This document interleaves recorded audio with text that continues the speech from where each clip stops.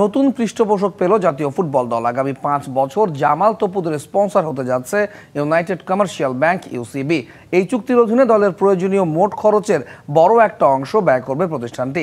দীর্ঘমেয়াদী এই পার্টনারশিপ জাতীয় ফুটবলের উন্নয়নে বড় ভূমিকা রাখবে বলে মনে করছে বাফুফে। আগামীকাল আনুষ্ঠানিক চুক্তি স্বাক্ষর। ফুটবল ফেডারেশন প্রতিষ্ঠার পর থেকে হাতে গোনা 2-1 বার জাতীয় দলের পৃষ্ঠপোষক পেয়েছে বাফুফে। তবে সেই সব কোম্পানির ওই সব চুক্তিতে খুব একটা লাভবান হতে পারেনি জাতীয় দল।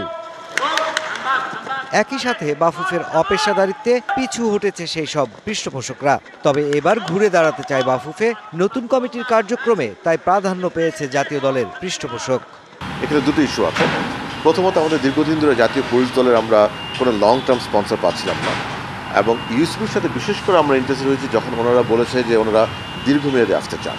So that is very important for us, because একটা পার্টনারশিপ কিন্তু তখনই পার্টনারশিপ হয় যখন একটা দীর্ঘমেয়াদী হয়। শাইনি চুলে এখন হবে সব হেয়ার স্টাইল।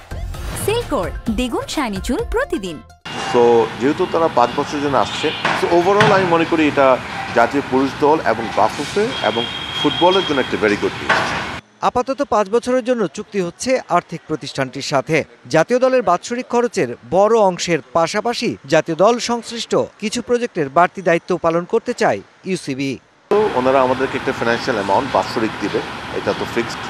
পেমেন্ট টার্মসগুলো এখনো চূড়ান্ত হয় নাই, সামনে চূড়ান্ত হবে। এবং এর বাইরে ওনারা আমাদের কিছু ইনকাইন্ড সাপোর্টও দেবে আমাদের ন্যাশনাল টিমের প্রচারণায় সাহায্য করার জন্য। But it will be combination of some financing, pure money, and some in-kind support. It will be a combination, and it will be a long-term one. জাতীয় দলের প্রচারণা, টুর্নামেন্ট বা বিদেশে ম্যাচ খেলার খরচ সবই থাকছে চুক্তির আওতায়। 16 মার্চ এ বিষয়ে ইউসিবি ব্যাংকের সাথে একটি সমঝোতা চুক্তি স্বাক্ষর করবেন বাফুফে সভাপতি।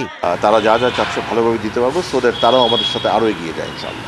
Mushfiqur Rahman, DBC news, Dhaka.